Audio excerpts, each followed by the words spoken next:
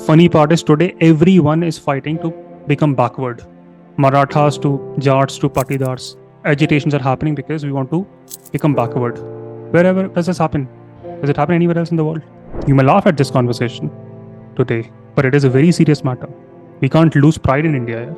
Because when rich people leave India, who will fill in for the taxes? Middle class, your parents who are on salary. Almost 7,000 high net worth individuals from India who had wealth over 8 crores, they left India. We have to always look beyond politics and fight for good economics. Otherwise, you, your grandkids, your great grandkids, you will all be living in a developing country. Never develops. It's always developing. India's biggest industrialist, Mukesh Ambani, his grandson is a US citizen, not Indian citizen. And in future also this will happen. As long as we continue to fight for free money, free bicycle, free ration, and all of this will lead to what? Demand side inflation, where our money will anyway lose value. Our country will progress only and only if we solve for supply side bottlenecks. And perhaps good people become part of politics. They pay tax when they earn salary, income tax. When they spend money, they again pay tax, GST. When they invest money, they again pay tax, capital gains tax. And they're anyway losing money because of inflation, freebies.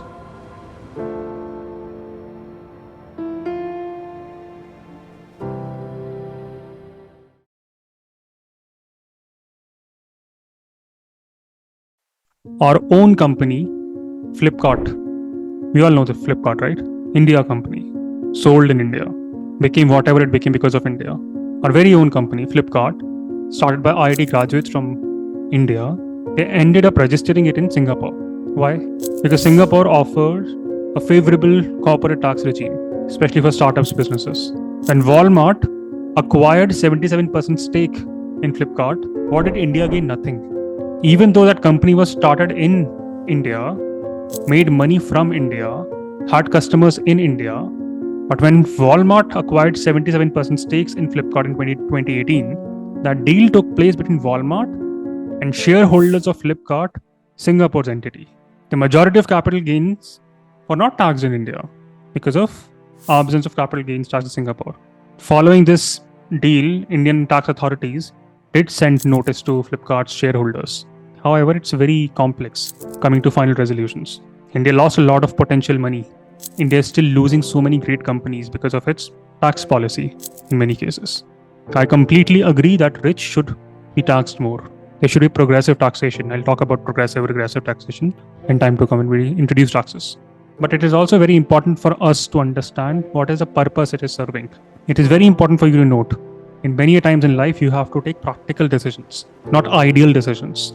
We have to always look beyond politics and fight for good economics.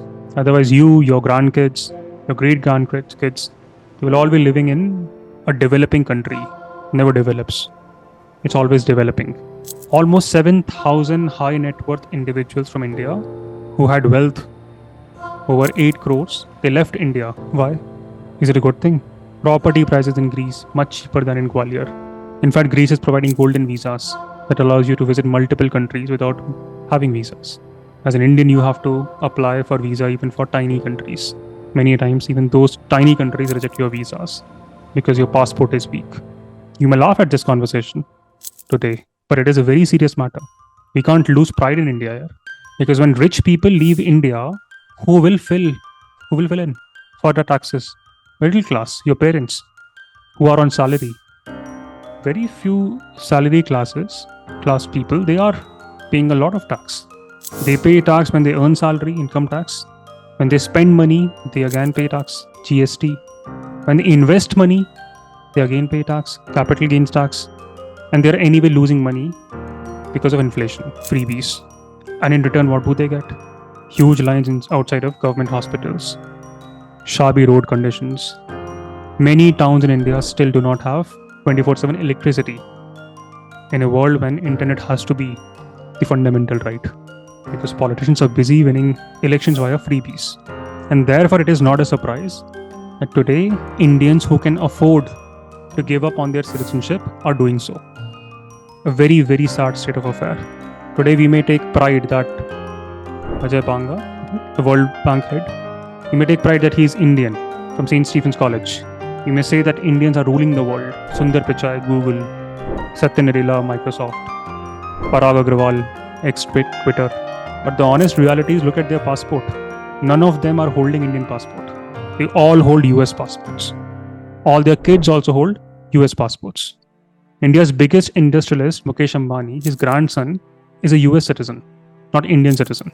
Cautious efforts were taken by that family to make sure that he took his birth in US so that he can gain that passport.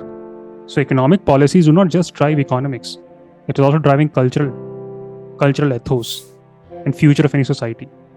What incentives are you providing to the people to start businesses?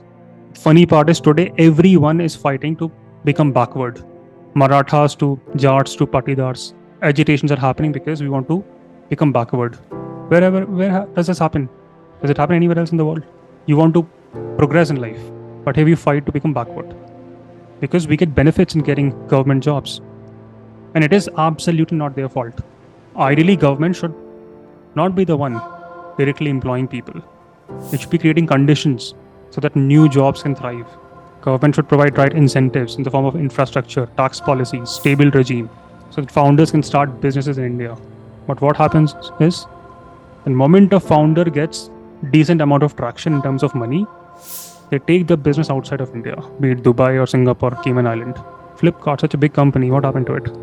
Because they want to evade tax terrorism and they also want to live a decent life. Flipkart's story is just one example. There are many prominent companies that are structured in similar way. We use their products on daily basis as Indians and they're not even registered in India. And in future also this will happen. As long as we continue to fight for free money, free bicycle, free ration, and all of this will lead to what? Demand side inflation, where our money will anyway lose value. Our country will progress only and only if we solve for supply side bottlenecks and perhaps good people become part of politics. Now I want you to discuss one question that was asked in UPSC Mains 2021.